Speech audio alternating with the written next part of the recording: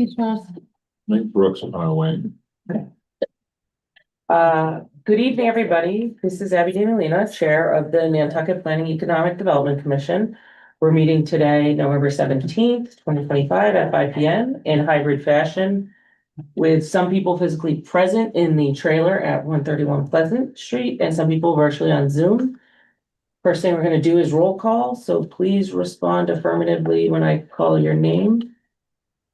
Joe Topham. Here. Nat Lowell. Here. Christina Jelmy. Here. John Kitchener. Here. Bert Johnson. Here. Hillary Rayfort. Here. Mike Mizzarelli. Here. Liza Hatton. Here. And as the chair, Abby DeMolina, I'm here. So I think Dave can't join, he's traveling, and Brooke, I think, is on it. She told me she was in another meeting, and so she'll join when she can. All right, we're gonna move on to public comment for items not on the agenda. We'll be using the select board's established protocols for public comment, limiting comments to 3 minutes or less, and not engaging in substantive deliberation and just taking comments for subsequent future action. If you're participating in the meeting as a member of the public, please ensure you're seated with the other members of the public. If you're a commissioner doing so, please leave the table and join the public, or leave the panel room and join as a regular public participant, as is standard procedure with all island boards and commissions. All right. Do we approve the agenda? No, now we're, Oh, someone want to give me a motion to I'll approve the agenda? make a motion to approve the agenda. All right. Second. Check. Okay, motion by Nat, second by Bert. All right, Joe, Aye. Nat, Aye. Christina, aye, John, Aye. Bert, Aye. Hillary, Aye. Mike, Aye. Liza, aye. And the chair, Abby, I vote aye, so that's approved. Is there any public comment for items not included on the agenda? Okay, Can I just say it from here? yes, I have to stand with protocol. you do have Yeah, well, how are you? to, you just need to say your name for the record. Okay, so I can sit, See. relax, sorry. Yeah, you're seated with the public. Okay, Campbell Sutton, public comments. So I think I had two things. So one was the last time I was at one of these meetings, I felt like, and I had said something at the select board afterwards as well regarding minutes. I think minutes need to accurately reflect the meeting, what was said by whom. And I realize that you know, that a summary is appropriate, right? But it should be somewhat detailed summary so that I and the public reading it could go, oh, this is what they talked about. This is the conclusion that they came to.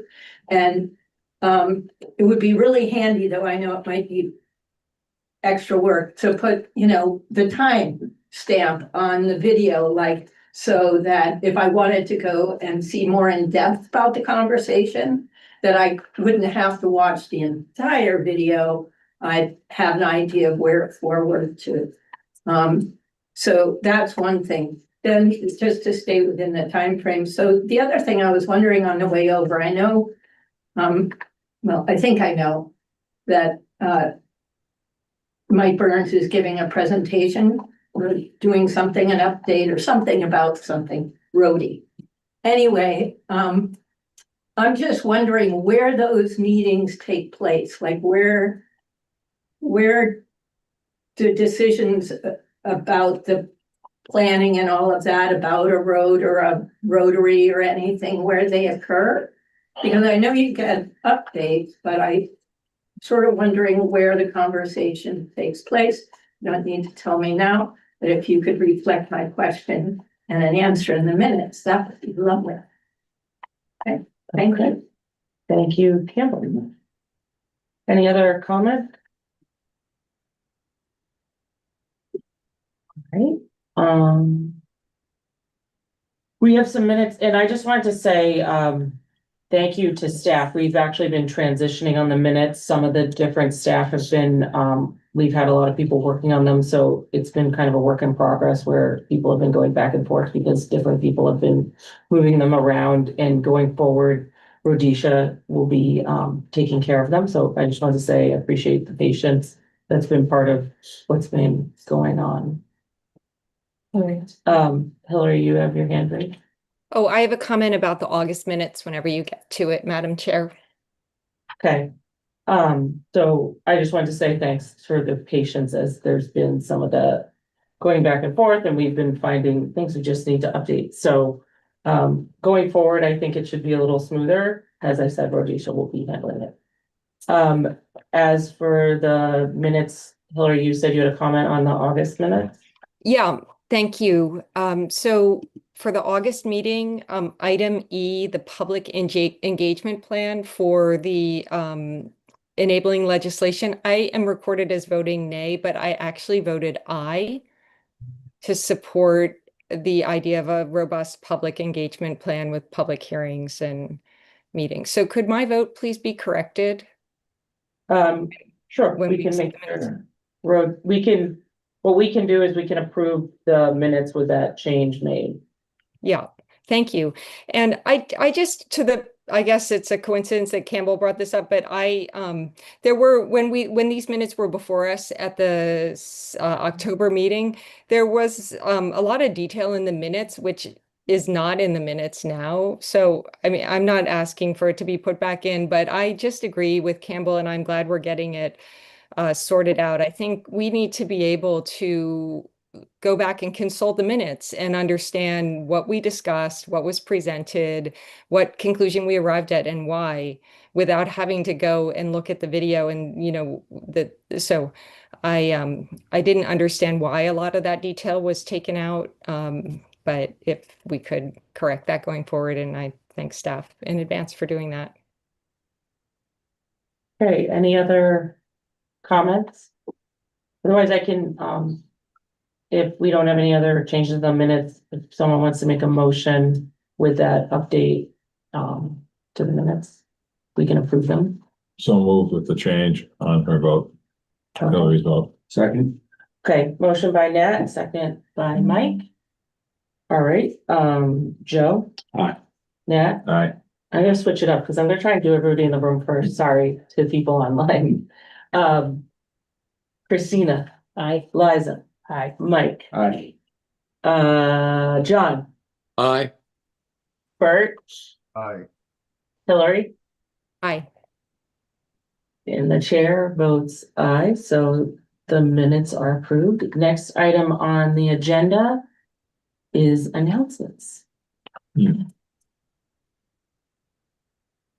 All right, so first announcement, the Executive Office of Housing and Livable Communities, EOHLC, will be doing a online roadshow to talk about accessory dwelling units.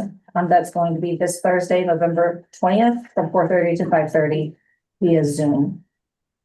And the link is on the agenda, so we encourage all of you to attend. We're hoping we'll have a good turnout for that. We have an update on our public outreach for your enabling legislation changes. We have been working with the consultant Dodson and Plinker, who did the visioning session for the planning board's master plan. They are going to facilitate the public forum on December 11th at the Nantucket Inn. We have not set an exact time for that. We're hoping to do it early in the day as like maybe a breakfast meeting. But we have to nail down those details. So those will be forthcoming. We also have been working with the town communications office on some outreach videos, a series of them, and we're making significant progress on that. I think they're going to be really great in just really simplifying who we are, what we're doing, why we're doing it. So we've been working on that, and I want to thank Florencia and her team at the communications office for helping to make that a priority and getting some information out in advance of December 11th, because the holidays are coming and everybody's really busy. I will leave the next two for Mike, but I think Megan sounded like she wanted to add something. No? Okay. No. Mike, you want to do the next two announcements? Sure. Just so the commission knows, based on last month's vote for the Transportation and Public Access Advisory Committee, the select board is tentatively scheduled December 3rd to discuss that matter. And the next item, the Tom Nevers Road multi-use path, there is a remote public session or consultation session, excuse me, with the Massachusetts Environmental Policy Act office on this Thursday, November 20th, from 2 to 3:30 p.m. There is material in the packet under item 4. It says TPM, Tom Nevers, at the very bottom of that material, you'll see the link to the meeting that you can access. We do ask that you do RSVP to the staff person who's kind of organizing this, Nicholas Perry. So it's open to the public. Anyone can participate. The link is in the packet, but we do ask that you RSVP Nicholas Perry to just give a heads up of how many people he anticipates attending that meeting. Great. Any other announcements? Okay, with that, we will move on. We have a guest speaker today. Thank you so much, Leah, for coming. Leah is the Coastal Resilience Coordinator for the town of Nantucket. And so she's just going to give all of us an overview of everything that is going on with coastal resilience. So Leah, I'll kick it over to you and we'll go from there. Thank you, Thank you. Abby. And thanks everyone for having me. I'm going to share my screen because I have a PowerPoint and there's some animations on it that I know won't come up in the PDF. So just bear with me for a second. Okay, can you all see the right view for this? Yes. Yeah. Okay, great. Thank you so much. So I know I only have 15 minutes. Hopefully I won't go over. I'm gonna give just like very high level updates on the coastal resilience projects that are moving forward right now.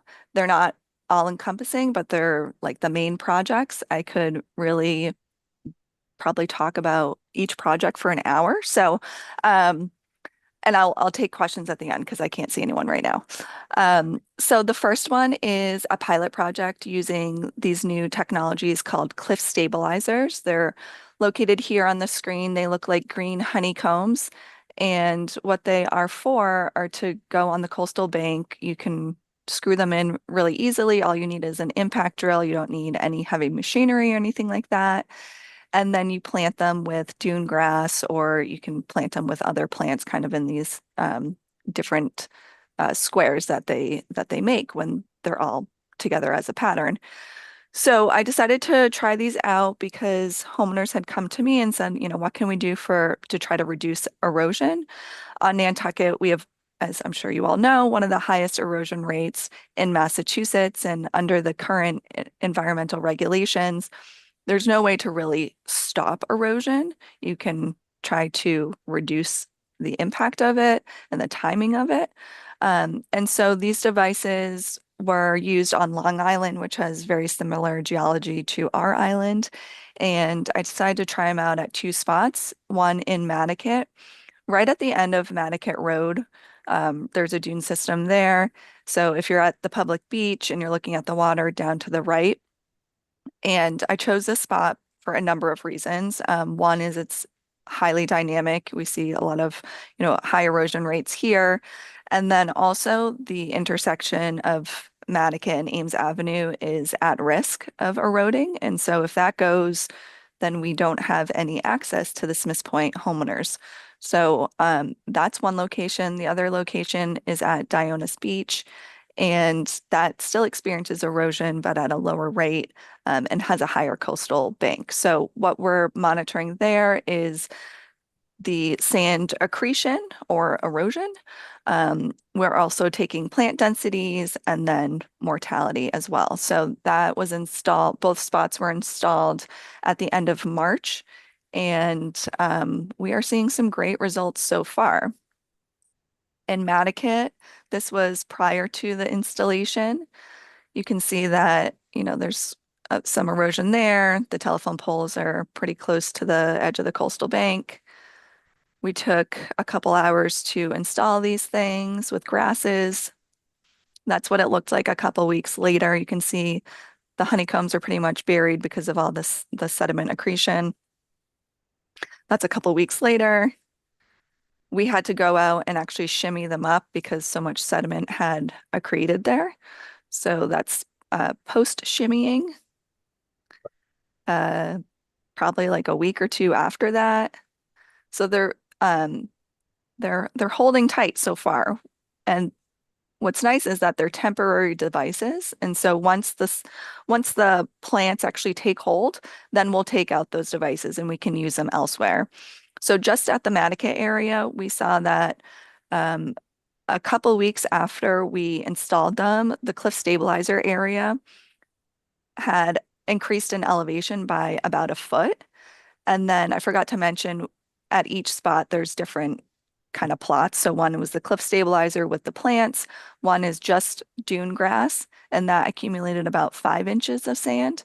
And then there's a control area, which means that we have no interventions there, and that accreted about 2 inches of sand. So if these things work, then the hope is that private property owners will be able to use them on their property, easy to install, easy to permit as well, and then they can be reused. Moving on to the Coastal Resilience Plan. So that was endorsed by the Select Board in 2022. And since endorsement, 27 out of the 40 recommendations are either in development, underway, or complete. So we're really moving along with that. It's not a plan that just sits on the table. It's ever evolving. And with that, we are starting the first structural recommendation. And so in the plan, there's a concept called the Downtown Neighborhood Flood Barrier, which would consist of elevating, potentially elevating roads, creating a dune system at Children's Beach, maybe elevating bulkheads. That's those sort of techniques or other techniques to really reduce our flood risk in our downtown. So it's not an in-water thing, it's strictly on land. This was the first phase of it was the highest priority within the Coastal Resilience Plan because it really focuses on Easy Street. And so we received a grant for a little over $500,000 2 years ago from the Office of Coastal Zone Management to start this planning phase. So the goals were to develop a feasible project to mitigate both stormwater and coastal flood risk on Easy Street and Broad Street so that we can get to the Steamship Authority, to engage the community and stakeholders island-wide throughout the design process, and then to seek co-benefits, so to improve, mobility and access and traffic and all of that stuff. So with that, we also updated the flood risk for this area. So that's what this map is showing. It used the Massachusetts Coast Flood Risk Model, which is the best available data we have for coastal flooding. And the tidal extents are depicted in the different colors. So this blue here that you can see on Easy Street, that's as soon as 2030 is for this high tide flooding, which means daily flooding, which means lots of disruptions. So with that, the risk assessment estimates that if we took no action, and I mean, the town and private property owners took no action, we could expect to see $1.2 billion in damages and losses. It would adversely impact up to 85 buildings and then 33 residents, year-round residents, but obviously more businesses than that. So with that, we started with 4 concept designs. We took that, we had an open house at the Whaling Museum, got a lot of great feedback from the community, and then refined those designs into 3 designs. It's really 2 designs, and the second one has 2 different options. But the first one is what we're calling the bulkhead expansion and elevation. And so these gold kind of lines here indicate a flood wall. So a flood wall actually keeps water out. It's different than a bulkhead. Bulkheads allow water to move freely back and forth and really are built there to keep the land where it is. So the bulkheads would be replaced with a seamless flood wall that would wrap around this private property, go to here, and then continue between Truck Alley and Nantucket Yacht Club. And then these black speed hump things are exactly what those are, would be these speed humps going down to the Steamship Authority, coming into Easy Street, and then going out South Water Street. So we added these speed humps to make sure that we don't get flank flooding coming from the Children's Beach area or from this area as sea level rises or storms intensify. Then we could put in this flood wall, but then we would still get flooded on Easy Street. So that's not what we want to happen. So this is just a concept 3D model of what to sort of get an idea if you're standing at the back of the Dreamland looking out towards the water, what that flood wall will be, what that speed hump may look like. The next option is adaptable road raising to 6.5 feet NAVD 88. So I should say that in the initial concept designs, we didn't have road raising option, but the community said, let's just raise the road. And so we added that in. And this one would mean that today, if we got all permits and funding and everything, that we would elevate Easy Street and the roads coming into Easy Street and Broad Street to 6.5 NAVD 88. So that's not 6.5 feet of where you're standing at Easy Street. If you go out there, the top of the pilings is about 6.5 feet NAVD 88. So it would be adding, it'd be up to there. The lowest part of Easy Street, I think, is about 2.5 feet NAVD 88. So again, it would be raised significantly, and then we'd have to, figure out the tie-ins to all the private properties and all of that stuff. So this would be built so that we could be able to extend the height later on to see, how do the sea level rise scenarios play out. Do we need to add another 1.5 feet, let's say in 2070? So this gives us a little bit of options, but the downfall with that is that it will cost more money because you're not building it all at once. This would also help with groundwater table rise, which we know in this area groundwater table is quite high. And as that comes to the surface, that can exacerbate flooding as well because there's nowhere for the floodwaters to go to. So this is an idea, again, standing at the back of the Dreamland Theater, looking out towards the water. You can see that there's quite a delta between the existing condition now and where the top of that road would be.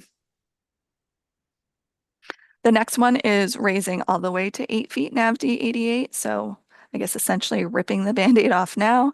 And same concept, elevating the roads going into Easy Street itself, Broad Street. And what this also creates too is sort of these pockets that you can see of these buildings that could have stormwater flooding there. I should say for all three designs, we will need a pump station to pump that stormwater out, or if coastal, if the harbor water comes over the flood wall, then we need a way for it to leave. So each of these designs will need a pump station, and we are figuring out where that could be. Again, a depiction of at the back of Dreamland looking out. You can see that obviously the road is even higher. So the next steps where we're at right now is we've got these three design options. We are updating our coastal modeling to incorporate them in there. We're also starting to work on a groundwater model. So there's not a lot of great data on Nantucket about ground table levels and how those, we know that they're going to go up as sea level rises, but when and by how much. So we're working on creating a model for the downtown area to look at that and help predict it, because that will answer a lot of questions both from the select board and the community, and will probably help us, will help us better inform which design to move forward with. We're going to really enhance the graphics to show what these 3 different design options might look like in real life. There'll be cost estimates for all 3 designs. I had mentioned a pump station study. And then we're also looking at the historic structures review and creating an addendum to Resilient Nantucket for that. And then create an even more robust engagement and outreach for this project as well. So that's Easy Street. Moving further out of town, this is the Francis Street Beach Improvement Project. So the partners for this is the town, Land Bank, Remain, and then the Washington Street Collaborative Work Group, which Nat is on. So there's a bunch of environmental goals, social goals, and operational goals. I'm not going to read over all of those, but basically this project area is the Francis Street Beach here. It is the parcel across the street where the artist colonies used to be, 1 Meter Street, and then the parking lot at the Saltmarsh Center. So the idea here is to create a dune system at the beach. So there's 2 flood pathways that come right through here and here. And during coastal storms, Easy Street floods first. This intersection floods second. As we all know, this is, critical transportation route. And so by building up the dune system, that will help keep the floodwaters out. And then over the dune system, there would be an ADA boardwalk that would go from the road up and over to the beach. On the landward side, there'd be a rain garden. So if you think of something similar to the Land Bank's rain garden on the corner of Easton Street, something like that, that would be able to capture rainwater both from the road and also from the sky to be able to hold it until the tides go out, filter that water, and then allow the water to either go to groundwater or out to the harbor. And then the parking lot is looking at updating that so that it's actually up to code, and then putting some best management practices for stormwater. Where we are with that is we're in the middle of schematic design. So by the end of next month, we should have this version of, I forgot to mention we had 2 versions. We had the dune swoop and then the beach overlook. And so the work group decided to go with this curvilinear dune swoop. And so end of December, we'll have 30% design for that. We're also doing a benefit cost analysis and an operation and maintenance plan for it as well. So that will include, if there's a storm event and some of the dune gets eroded, when and how do we fix that so that can continue to help with flood mitigation. The next one is moving out to Sacajah Pond. So if you all remember, back in 2018, we had a big nor'easter and it basically eroded 1 lane of Pulpus Road where it abuts Sacajah Pond. And so at that area, we are looking at replacing the current and emergency fix of Jersey barriers with a sheet pile wall. And then here, and then in front of it, creating a dune system or a coastal bank, which would have we would bring in some sand, have native plants. We'd then in front of that have a dune system, a salt marsh, and then the pond. Within the pond, we want to put these concrete eco-friendly structures called reef balls, which act as living breakwaters. So there actually are oysters naturally living in that pond. And this would create a habitat for the oysters to help filter that pond water, but also create that breakwater. So the models show that with the reef balls in, it will reduce wave energy by 90%. So that is pretty amazing. Okay, so my last slide is talking about, it is my last slide. The Coastal Resilience Advisory Committee. So that they meet the 2nd and 4th Tuesday from 10 to 12 on Zoom, and Hillary's on that. Right now they're working on outreach. So they want to create a coastal resilience film as a different platform to get the word out about coastal resiliency and the work that's being done on the island. We also do social media posts on NRD's platforms about coastal resiliency, particularly on Thursdays. They're working with local committees and boards to insert coastal resiliency into local bylaws and regulations. And they've been discussing for a long time and recommending funding mechanisms to the select board for when it comes to, actually constructing these very expensive projects. Every year, they create a prioritization list using the Coastal Resilience Plan recommendations. So this year, all of these are priority. They're not in any particular order. And I should mention that from 2024 to this 2025 list, Easy Street Flood Mitigation Project is underway. The Retreat and Relocation Program is about to be underway. The Surfside Wastewater Treatment Facility dune restoration, I just received a grant from Coastal Zone Management for a little over $300,000 to start that project. And then the sediment budget is also underway. Okay, so I know that was a lot of information. I'm happy to take questions.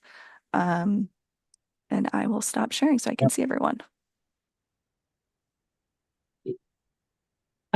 This was great. Thank you so much, Leah. This is a lot of helpful information. I know I was previously on the coastal resiliency committee, and it's super interesting to like learn all the stuff that's underway and all this work. So Leah, thank you so much for providing an overview for everybody. I see a couple hands online. Does anybody in person have a question? So I'll just take the in-room questions first and then we'll go online if that's okay. Liza?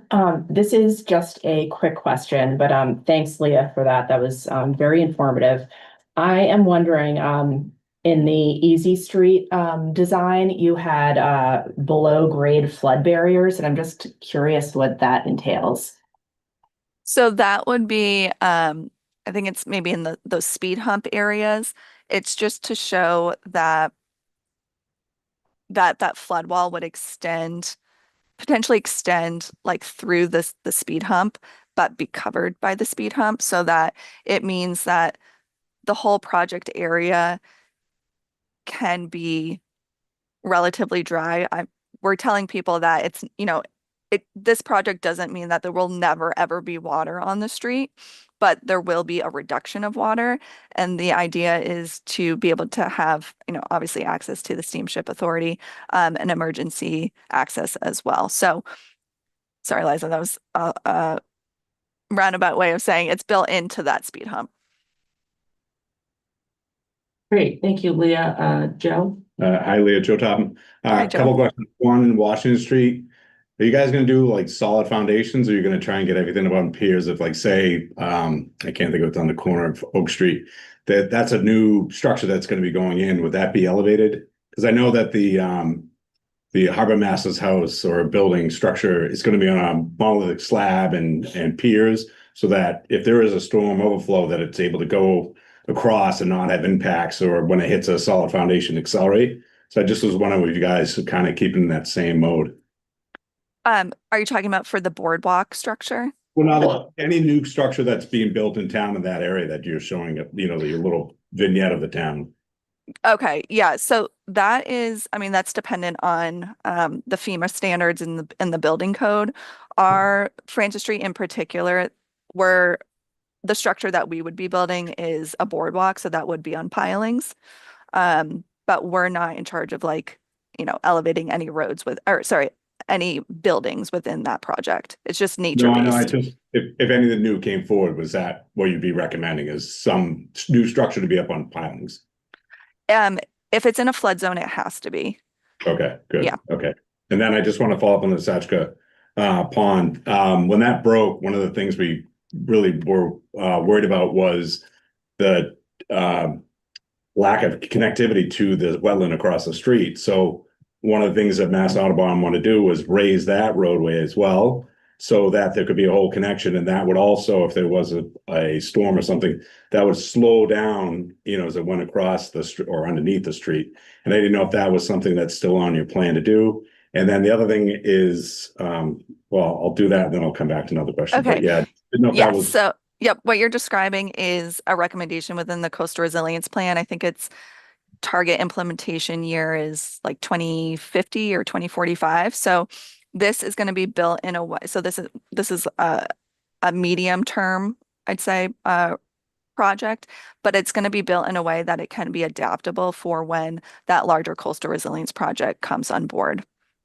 Yeah, so when Ernie was there, that was one of the things he was hoping to achieve, is get the plans going now. Because the thought at that time when that breached was we should be doing this sooner than later. So it's kind of sad it's getting pushed out to 2050, but I didn't know if that was something to be moved up. But I know Mass Audubon, when they came and there was a violation in place, they were very interested in seeing if that could be moved along, not through the town, but the town permitting, I guess is probably the better way to put it. Yeah, so with this project, we've been working with Mass Audubon. We meet every 3 weeks with them. Yeah. And so they've asked to, can we move this up? And we don't have the capacity or the funding right now to move that up. So it's really based on risk. And that's where that target implementation year comes, is from that risk assessment that we did from the beginning of the coastal resilience plan. So Okay, we've got to awesome. do like our critical infrastructure or downtown area first before we can move out to Sacajah. Okay, last question. So when I was on the Concom, Ben Shampoo had a really good question about, and this was brought to Trey Riffithen. What's his name? Thank you. He was working with Nantucket Land and Water, and one of the things he asked is like, what would be the best structure or way to kind of help, slow down some of the erosion. And one of these said was a living reef. And so seeing your reef balls, I was curious, is that something you guys would go to? And the one thing he did say would be the problem would be a Chapter 91 license, but I didn't know, based on the state and where you're saying we have the highest erosion rate, is that something that would be something you would talk to Army Corps of Engineers, or is that something? It kind of died, I think, when I got off the board, but I didn't know if that was getting any more interest or coming forward. Watching your Project Nantucket, I thought that was fantastic, and how that was using, because normally we were seeing core rolls and coconut hair and all that stuff. I really thought this was a great, quick solution, but I didn't know if that was something that the town was looking at as well in a broad sense. I know that we have looked at it in the past, but recently I don't have an update on kind of where that's at. I do think some of the regulations, like you had mentioned, will have to get updated to incorporate that. For like the one at Sacajah Pond, those reef balls, they're not built or made for like very high erosion rates. They'd be great on the North Shore, in the harbor, in the pond, but on the South Shore, that's a whole different beast.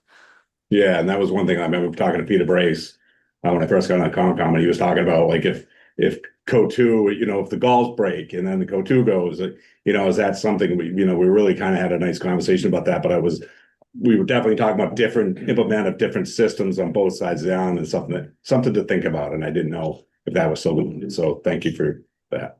You're welcome. Actually, to that point, that is a really good question, because there are other communities within the Cape that have done the artificial reef, but most of them, they've done it through the state, through the fisheries. Oh, awesome. So, I just know that, I think Harwich has done, I believe, 2.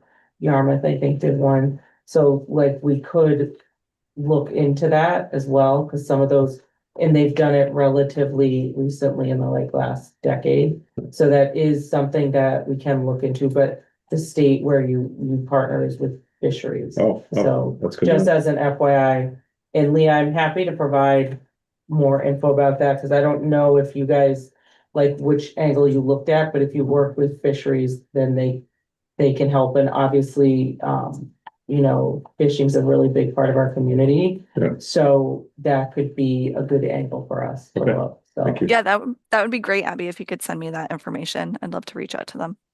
Okay, awesome. I will. So, sorry, I know Mike had a question. Thank you, Joe, for all your questions. Thank you, Leah, and thanks to all the Coastal Resilience Advisory Committee members. It's a lot of work that went into this over the past couple of years.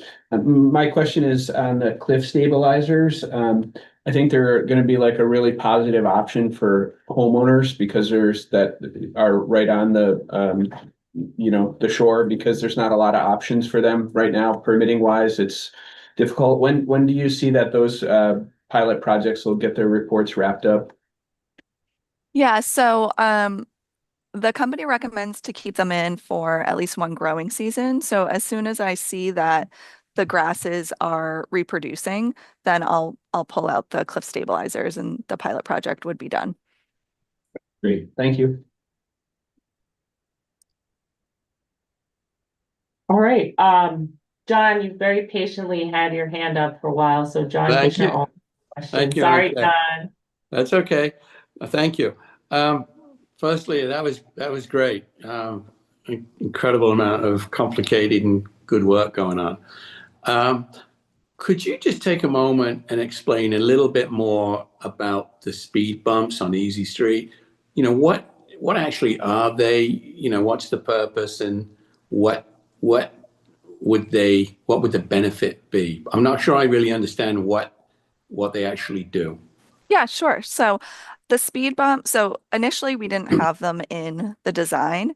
And then when we use the Massachusetts coastal flood risk model, which gives projections and predictions for coastal flooding based on years, we saw that if we put in that flood wall, that Easy Street would still get flooded because water would come from down Children's Beach, down South Beach Street, and flood Easy Street, and then it would come from like the boat basin area as well. And so the speed humps act as a way to keep that flood water out of Easy Street, so that it doesn't. It's called flank flooding. It doesn't get flanked on either side. So yeah, it would look like an extended and probably higher speed bump than or speed hump that you see on already on island. Okay, great. Thank you. All right, any other question? All right, thank you so much, Leah. This was great. We really appreciate you coming, like I said, giving us an overview, and don't think this will be the last time we ask you to come talk to us, because we Well, also like to kind of keep the conversation going and continue to have the open dialogue, and we'd love to see some of these updates come to fruition and stuff move forward. So we'll probably have you back next year, so. yeah, thanks so much for having me. Happy to come and present. I appreciate the open dialogue as well. And if anybody has any further questions, feel free to reach out to me. Awesome, thanks again. All right, thank you. Okay. Bye. Next, moving on to our transportation program manager update. Mike has 2 items here, so I will turn it over to you, Mike. Thank you, Madam Chair. This should be fairly quick. I'm not sure if there are any questions, but there is some material in the packet based on a letter that was received from an abutter impacted by the Tom Nevers multi-use path. It was a letter requesting reconsideration of the design of the alignment for the path. There's also a response letter from the town prepared by town council saying how there's been plenty of input and consideration of the preferred alignment. But this item's on the agenda, Madam Chair. I think if there's any desire at all to discuss this matter, this is kind of the appropriate time to do so.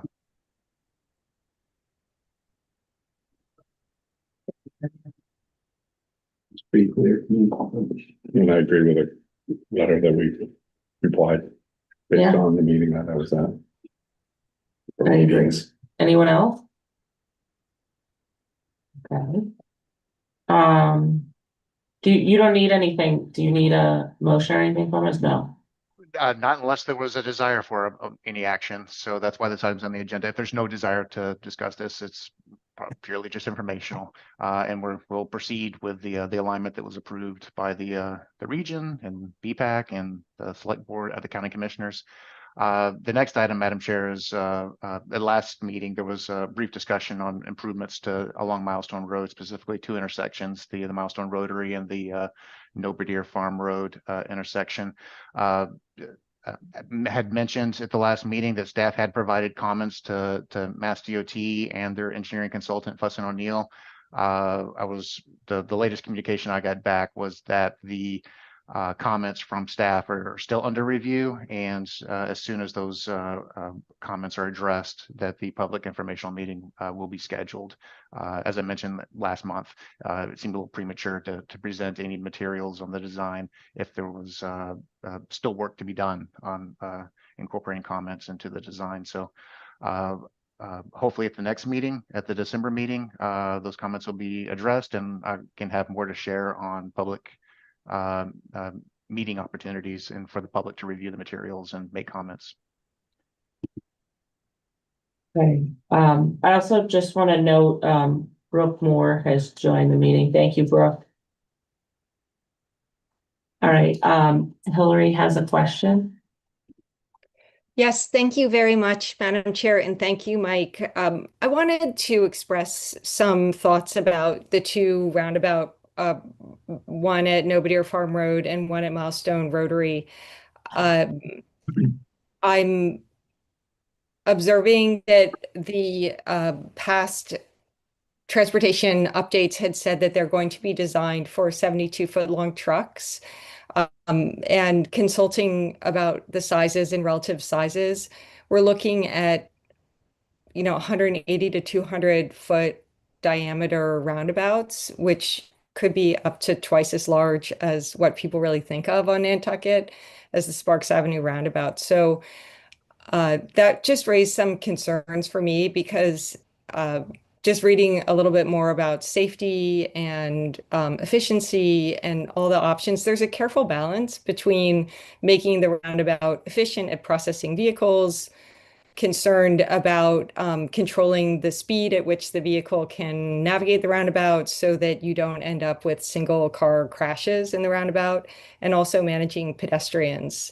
And we haven't been able to talk as a group about any of these roundabout designs, about how we want to advise the planners for this community regarding balancing speed, size, efficiency, safety.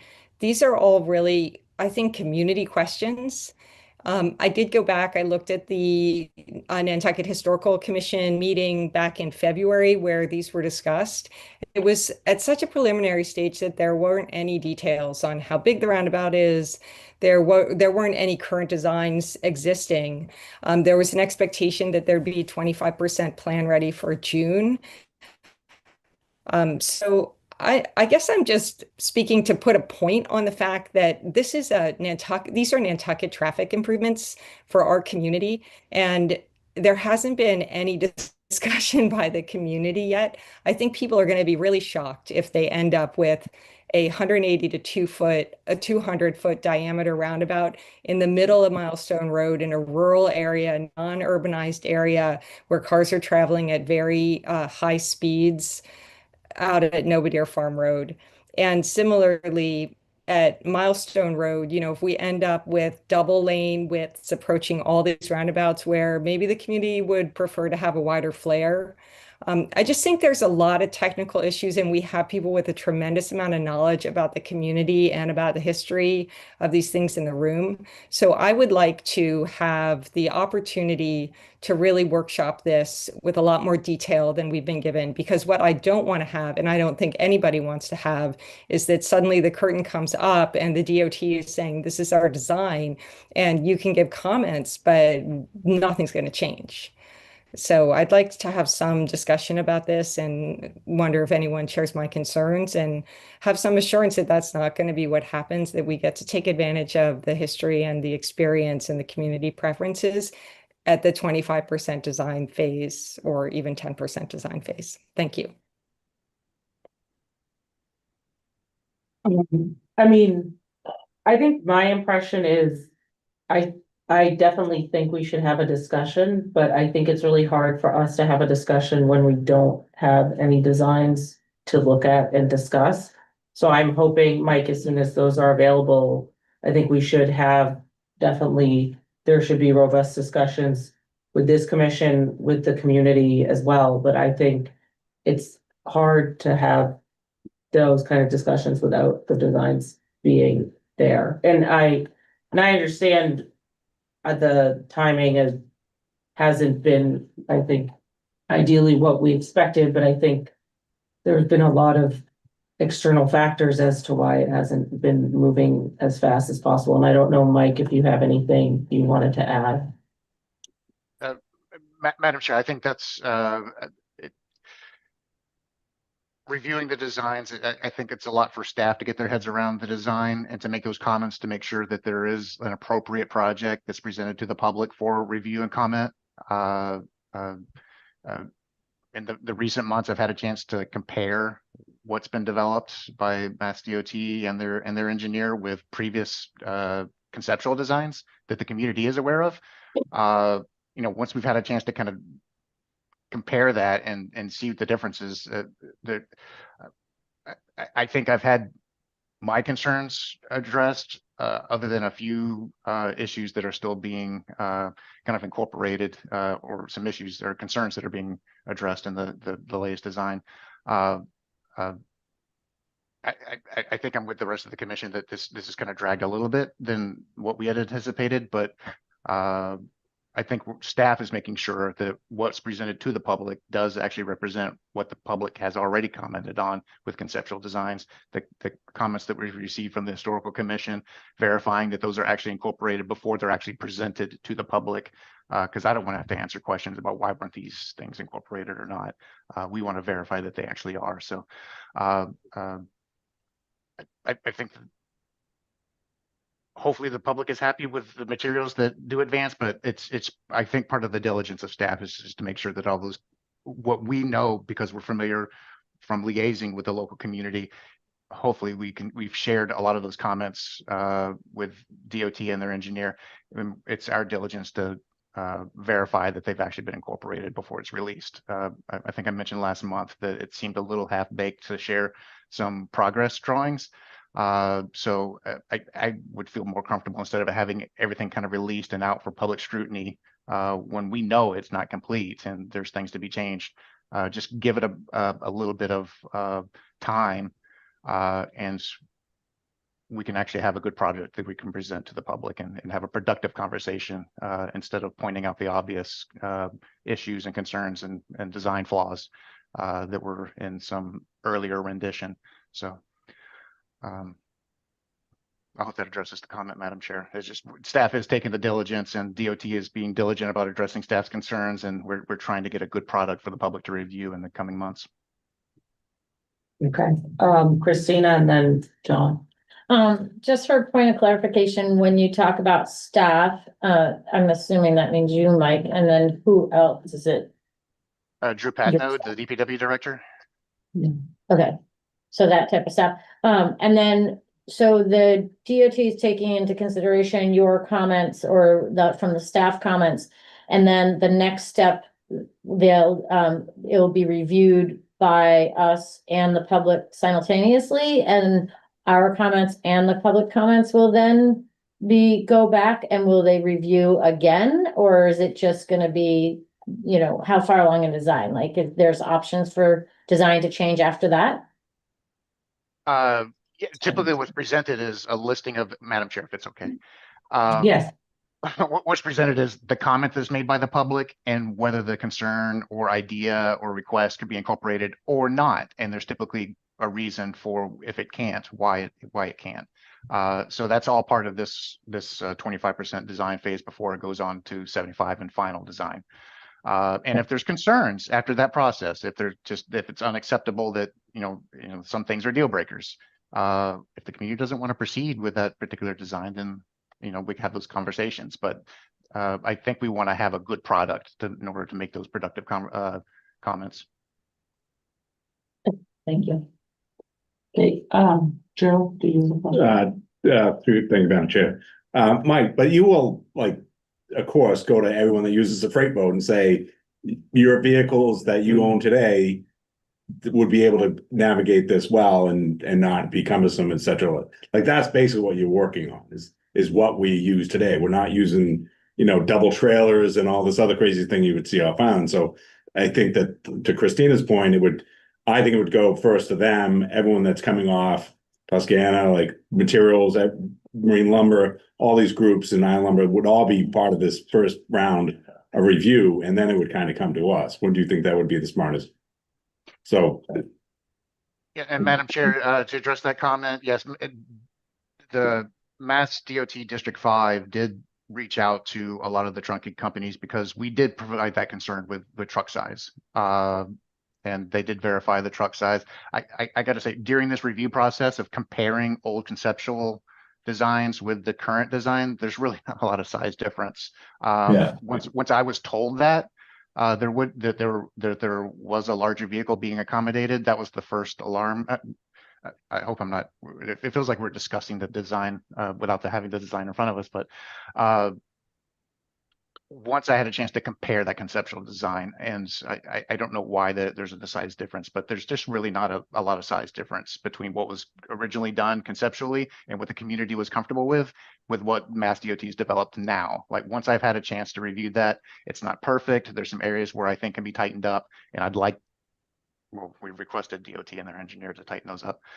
If they're done and we can't present that to the public, I really don't have much of a concern anymore about the truck size that's being accommodated because the size is so similar to what was done conceptually. There are some other lingering issues with bike and pedestrian accommodations that again, DOT has their design standards that they have to verify that what they're doing isn't in conflict with that. I think they're doing that review now. So I think what they've done that process, then we can present that material to the public and have everyone review it. I'm sure I just want. Yeah. So Mike, to that, thank you, because I knew did your due diligence. So I'm glad that they're weighing in, and that's part of the formula. Was all my point. I don't want to give the design, but if you have that input, that is what I was most asking for. And you did exactly what I heard you had done. So that's great. So that's all I wanted to ask. So thank you. Appreciate it. Okay, John, thank you again, patiently waiting. Okay, no, thank you, Madam Chair. I agree with something that Hillary said, and it's about, I guess, the timing of these reviews. And what I would suggest is, Mike, it might be good to go back and look at how did these reviews take place and when and with whom for the Pulpus milestone intersection, because there are still a lot of people that feel that could have been something a little different to what is there. I'm not saying whether it would be better or worse, or I'm just saying that a lot of people felt they did not have a chance to input that, before it was, as I think you said, when, or someone said, once we get it back from DOT and it's done, we can comment all we want, but it's done. So, maybe, I don't know what there is to learn from that last project, but it was a big one. And it did leave quite a few people unhappy with the result. So that would be my ask, I guess, that you look back at that and see, can we learn anything from the timing of these reviews and how these reviews are done and by whom? Thank you. Liza? So I think that it's really important that we are able to give our input, but I think that part of what Mike's saying is that he doesn't want to share something with us that then goes into the public sphere. And so it will be posted in the INM and the Current, and then we'll get a lot of people who are very upset and there's backlash about it. So I feel like what he's trying to do is he's trying to make the best presentation to the public so that it's the most accurate thing for Nantucket. And then we will be given the opportunity to respond, as well as the public, for final approval. Because I think that we're all on the same page that we don't want something inappropriate. The idea that going this through. would go through without robust public input doesn't make sense. But But Mike agree. wants to put his best foot forward with what he's presenting. I agree, because I think if you put something before it or especially if you know that is like an old version, then people are gonna latch onto that, even though that's not accurate. And that's not what is happening. And I think that that's what Mike is probably concerned with, this like people latching onto things that aren't going to happen. And then that really ends up being an, causing a problem where there doesn't need to be one. So, Hillary? That's how we roll. Yeah, thank So, you. Mike, through you, Madam Chair, for Mike, I just had a couple questions. Mike, so in the 25% design that you're working on, and I certainly understand that you want to make sure that you put your that you've reviewed it and are happy with it. That makes total sense. But how what is the inclusionary circumference, or sorry, diameter of these two roundabouts at this point?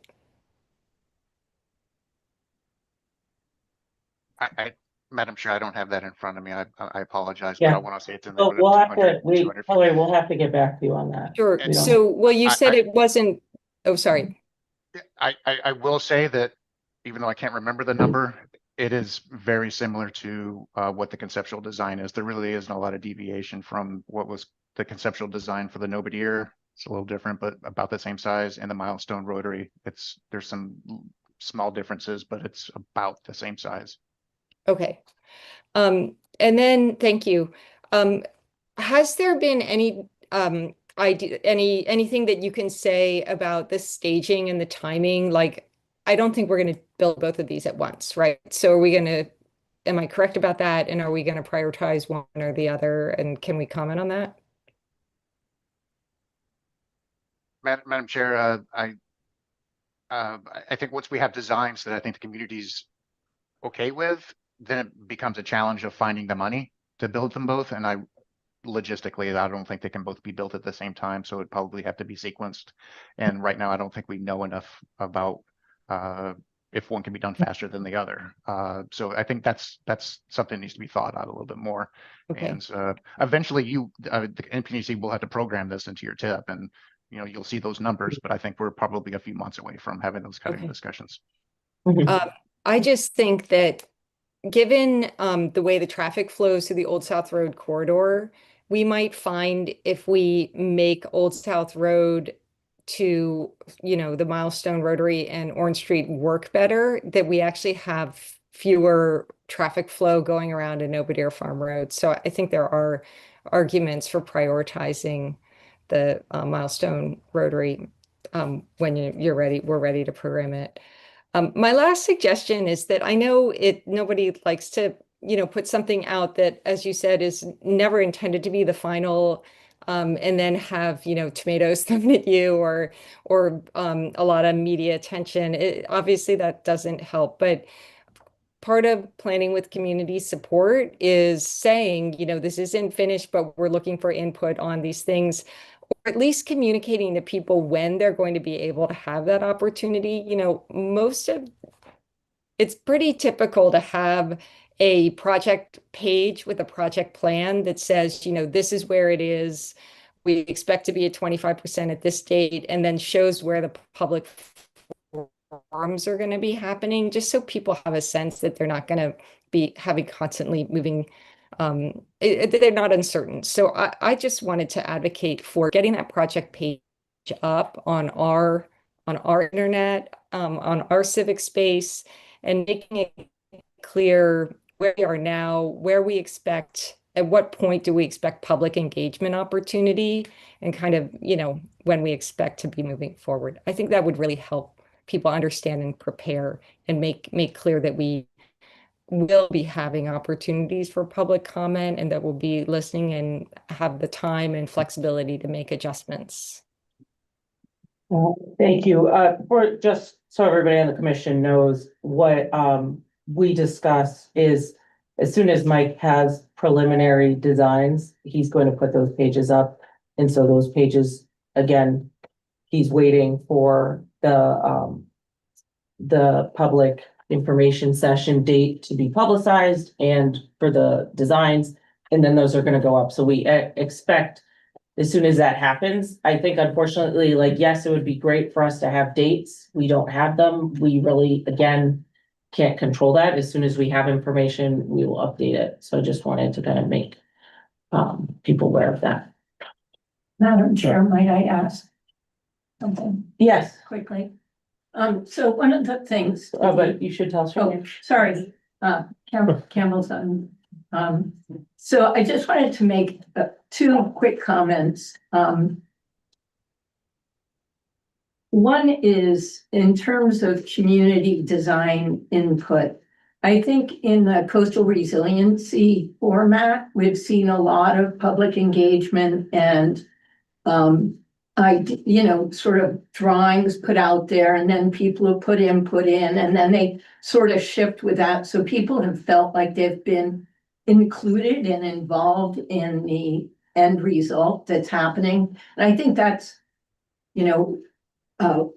something that the community may feel is missing on any of the milestone projects that have gone in, whether it was the 71 signs down the road or a bus pull off for Russell's Way, or just, things like that, where it's like, well, what was that about? But we don't see it till we wake up one morning and there it is. And the Opus milestone piece there, I think, had a little more attention around it than it needed to have publicly. And to the point where Island Lumber had to totally move its entrance exit, which is probably a nice flow for there. But that was a huge expense to have to suddenly not be able to get your trucks that have all your lumber and everything. You can't even get them in safely. So I think there is a way to do public engagement at design levels that aren't fully vetted. And the other piece is, and I've been saying this for years, so I can already feel eyes rolling. But anyway, I'm going to say it again. I haven't done any rolling, just so you know. I'm really trying to control myself. Anyway, so one of the things that I have tried to put forward, even when I was on the pedestrian and bicycle advisory committee, is I feel we really, for safety's sakes, need to do something to move our crosswalks away from the rotary itself, so that, because we do end up with a lot of issues with, the family duckling look, and then they're trying to go across at Sparks and the INM and then over to Milestone. Campbell, this is a valid point, but I will say this is probably exactly part of the feedback that would be, once you see the designs and you see where the crosswalks are Yeah, located. I think hear what that you're this, saying. It just. I hear what you're saying, but I think, again, Roundabout, it's a three-way stop and a yield. yeah. And And- this is the only roundabout we have in 23 years of arguing about them. Yeah. And the pedestrian part works because it's where people are coming in and their eyes are looking straight. Yeah. They're not having to do the whole, it's safe. Right. The problem is that once it's backed up further down the road and there's stop and go traffic, then there are people coming out between cars that are Yeah, well, stopped that's- waiting to pull out. And it's like, I understand that theoretically it seems better to be behind, but then also it's like people aren't paying attention and just like zoom out of the rotary. And so it's better to be closer. And I do say just because of the kinds of bicyclists we get. Yeah. Either We don't way, have bicyclists that are professionals, they're right. families toddling about. That's fair, but either way, this will be part of the discussion once we have the designs. So, so again, Mike, as soon as you have a date, let us all know, and we will make sure to let everyone else know. And then, like I said, the website and those things will be up, and then we'll be able to have a timeline and things like that. But again, we're still at the mercy of when Mass DOT is going to schedule that information session Yeah. and release the design. So. Can I just, I've been really quiet tonight because my work is going mental. I have to keep messaging people.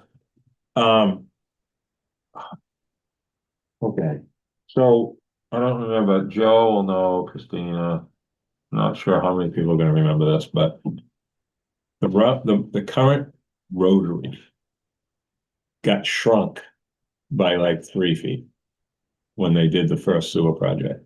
The phase one or whatever that was called, I don't even remember the name of the first phase, but I believe that's what they called it.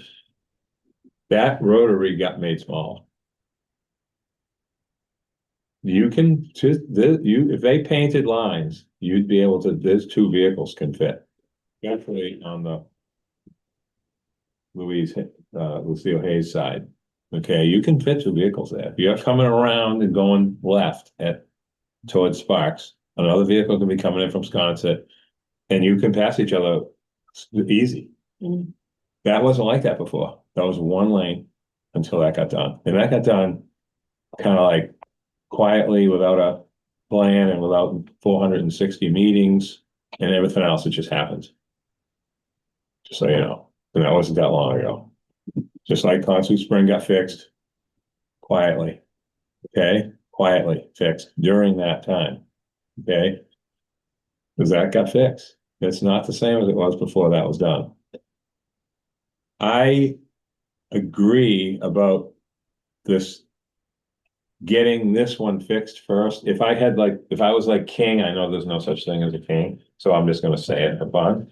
If I was king, I'd fix that tomorrow. For what Hillary said, she's not wrong about that. That's why this backs up. This backs up because that's a stop sign at the primary. That is not a natural, you'll get pulled over if you roll through there, okay? If the cop sees you. But we're not gonna be able to control all this.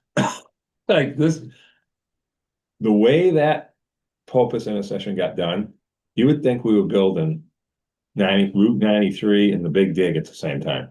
I've never seen so many people. They put that stupid wetland thing in. I don't know what they're doing with that. There's no water issue over there. It was overboard, but that's the way everything is. Vaughn's Bush was having to get moved 2 feet. Like, I'm still hearing about that. I don't know what the answer is. It's their road. We could have taken Milestone Road for nothing a long time, about 15 years ago, and we chose not to. So this is where we're at. I don't know what the answer is, but I know, Madam Chair, I'm talking too much, but I haven't said a word yet. Yeah, well, I just don't know what the answer is, and we're not gonna be able to control it. I think we need to move on from this topic because there's not really much else. I think there should be, so quick, we had 3 phases on the original roundabout. The first one we were ever gonna build that still isn't built at Sparks and Prospect. We had, I think, option 1, 2, and 3, I believe, Leslie. I'm pretty sure, and one of them was a 4-way stop to realign. I think that's what we're looking for this, is like, not just say, here it is, a little bit of a menu of 2 or 3 different ideas. I think that's what I'd like to see if I was, Yeah, I think, in charge of something with this, I would say that. again, I think Mike has heard very loud and clear that everybody wants to be part of. Hillary, unless you have something new to add, I'd like to move on from this topic. Yeah, I do have something new to add. These designs are Nantucket's designs. So nobody should feel like these designs are controlled by the DOT, that we don't have any say. The DOT is doing it because we asked them to. And we could easily continue to, we're paying for these designs. And when it goes on the tip, that's when the DOT constructs it at our request. And, I got very involved with the Historical Commission to try to reduce the number of signs along Millstone Road. And at that point, it was too late. They were already constructing them. Nobody would reduce those signs. But at this design phase, these are our designs. And if this commission would like to have charrettes, would like to have, small group meetings where we can be involved, or designate, the TPAC to work with Mike, all of that's possible. We could do all of that. And if we don't do it and we have some stupid wetland that nobody likes, it's our fault. Okay, duly noted. I think everybody agrees we want to be involved in the design, so I'm gonna move on to the next topic.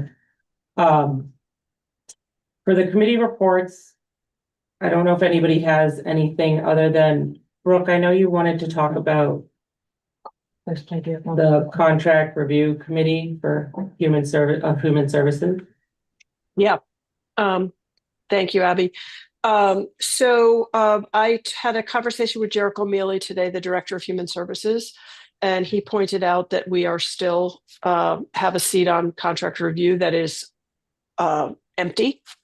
And I've brought this up a number of times, as we talk about appointments and so forth. And I think that I'm going to ask that the select board sponsor a warrant article to amend.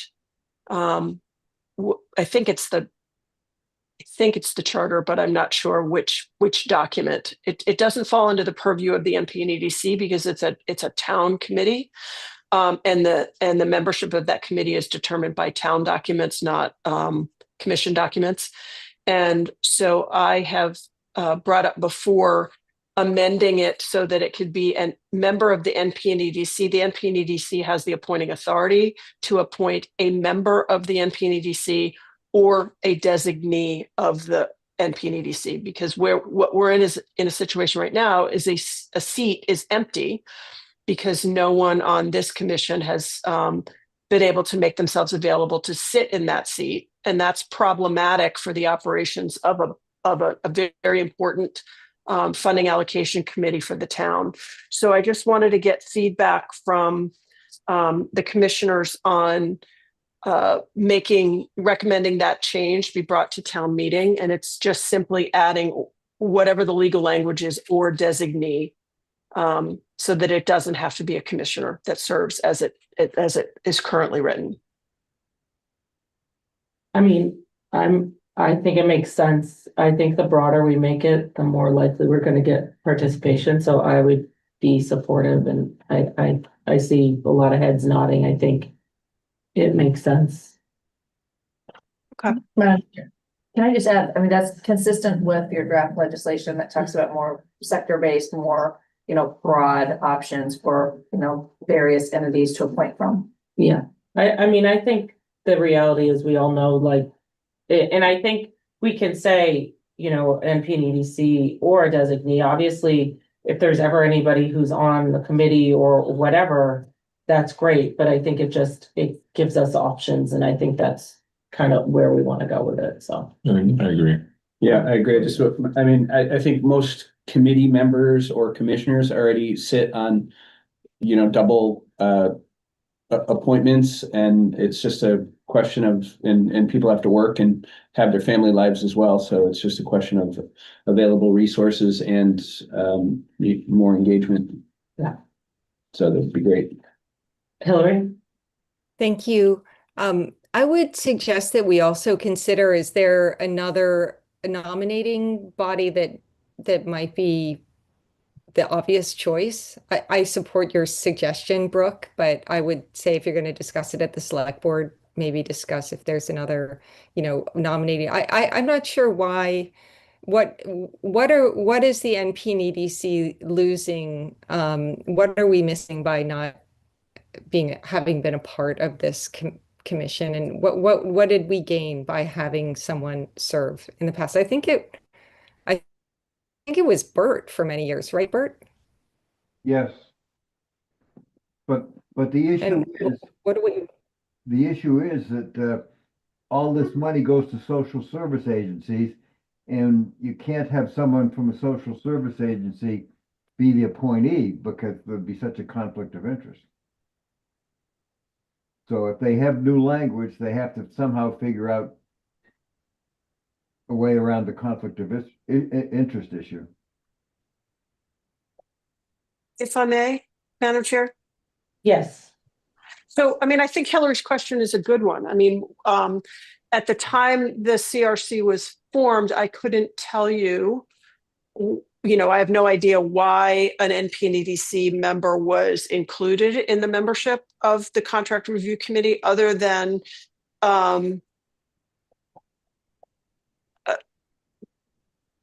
is how we deliver human services a topic of regional concern would be Yeah. the logic, right?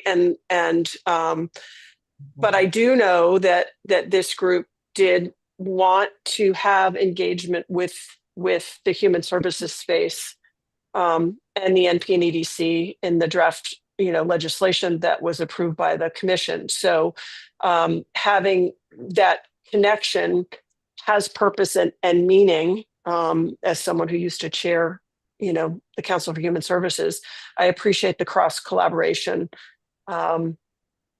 So I mean, I could go either way. I mean, I could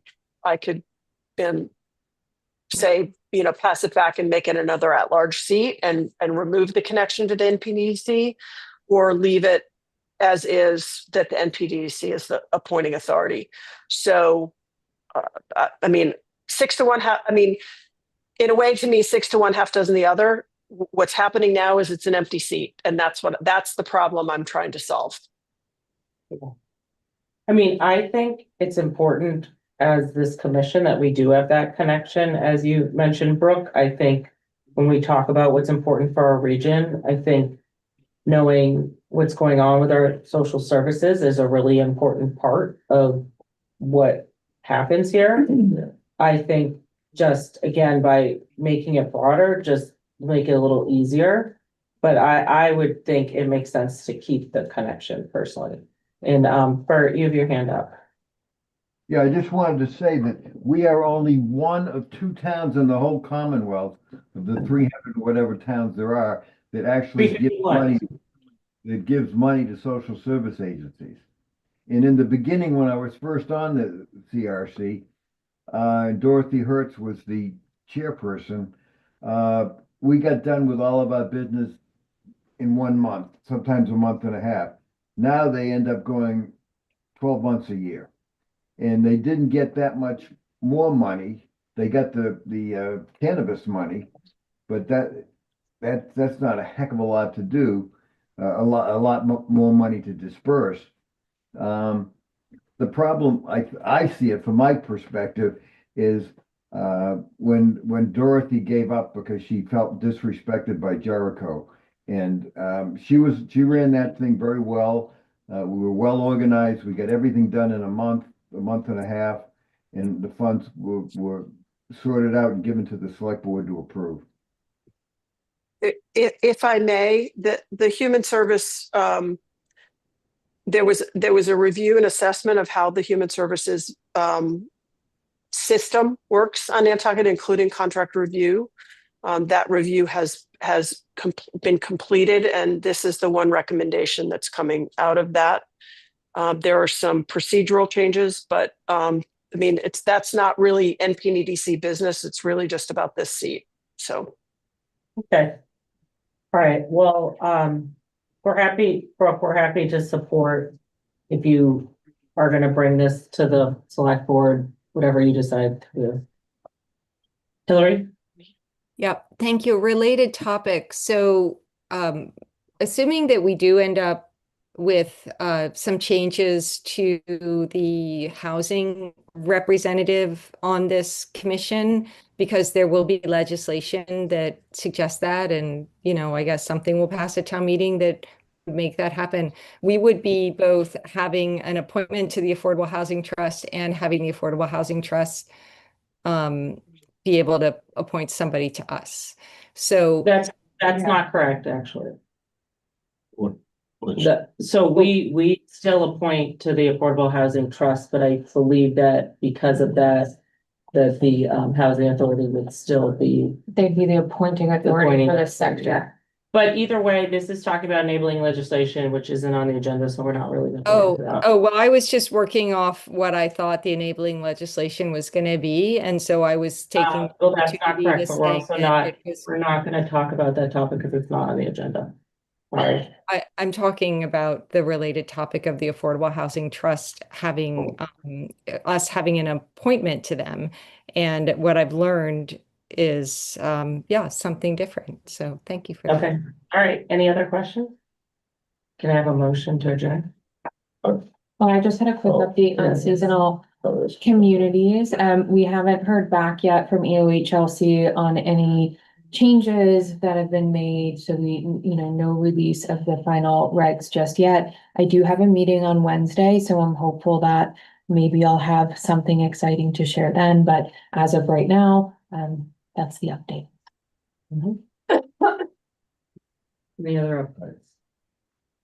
I don't know what to say. Anyone give me the motion? Motion to adjourn? Okay, Chair. motion by Mike, Second. second by Liza. You're right. All right, I'm fine. Joe, I don't know. Aye. Nat, Aye. Mike, Aye. Christina, Aye. Liza, Aye. Bert, I. Hillary, Aye. Brooke, Aye. John. John, do you want us to adjourn? Tell your friend. Aye. Okay, and the chair votes aye. Thank you, everybody. We will see you next month. Thank you.